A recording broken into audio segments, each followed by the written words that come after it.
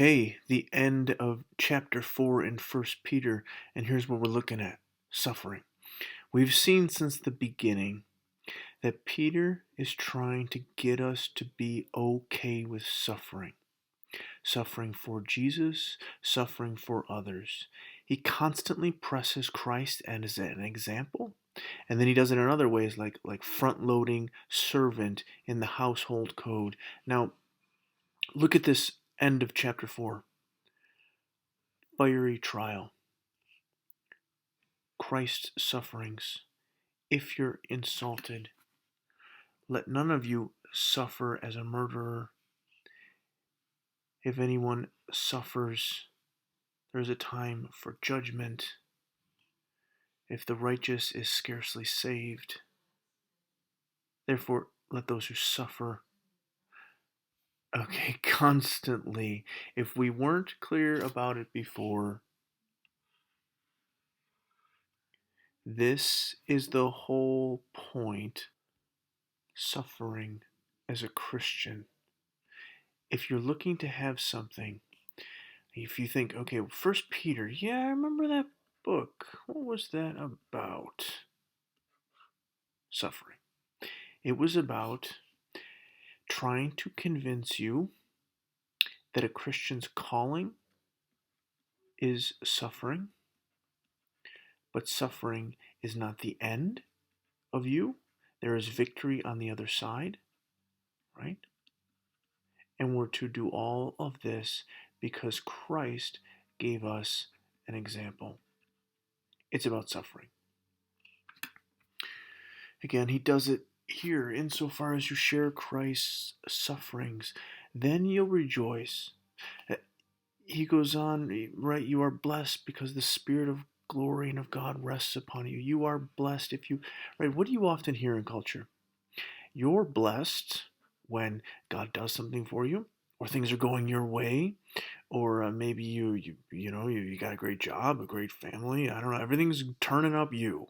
Well, that's hey, and that might be cool. I'm not actually saying have a bad life. I'm not wishing that upon anybody, but it's not the message of First Peter.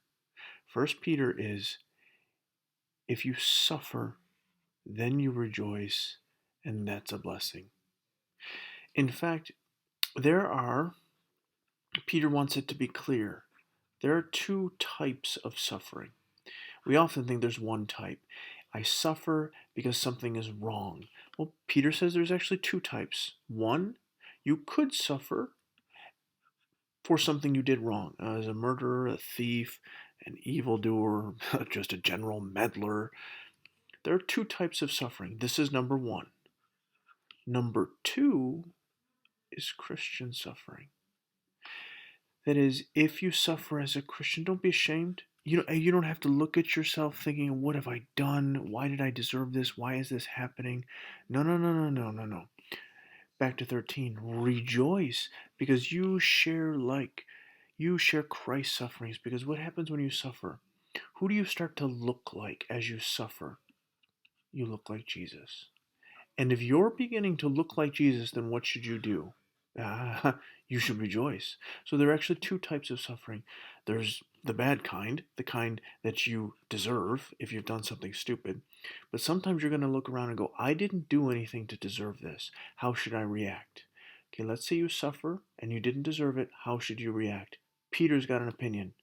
You should rejoice because you are sharing in Christ's sufferings and you're beginning to look like Jesus. Peter gives another explanation as to why this is happening. It is time for judgment to begin at the household of God. That is, you see, all things in all of creation will eventually look like Jesus. Everything was created in his image and meant to glorify him and to reflect him. Well, that starts with us.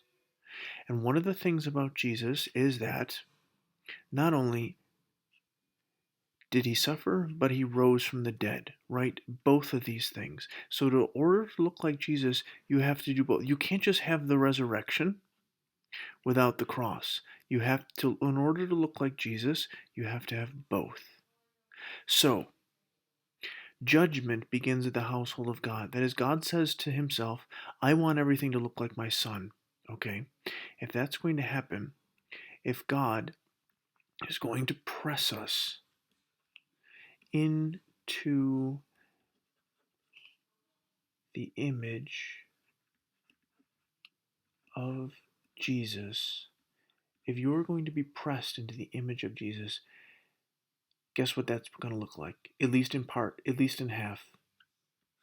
That's right, a cross. So if the righteous is scarcely saved, what will become of the ungodly and the sinner? That is, if the righteous people, that is, if Christians can hardly endure this thing, just barely can they take up a cross, just barely can they move towards Golgotha, just barely can they accept that suffering is part of the Christian life. How many Christians do you know? They don't want anything to do with suffering, and when it comes, they want to explain it away, they want to get rid of it, they want to believe maybe they've done something wrong, or they need to have more faith. What did Peter say? Rejoice. Why? Because you're beginning to look like Jesus. Therefore, let those who suffer according to God's will entrust their souls to a faithful Creator while continuing to do good. I suffer. Sometimes I don't know why. I'm pretty sure I haven't done anything wrong. And so what should I do?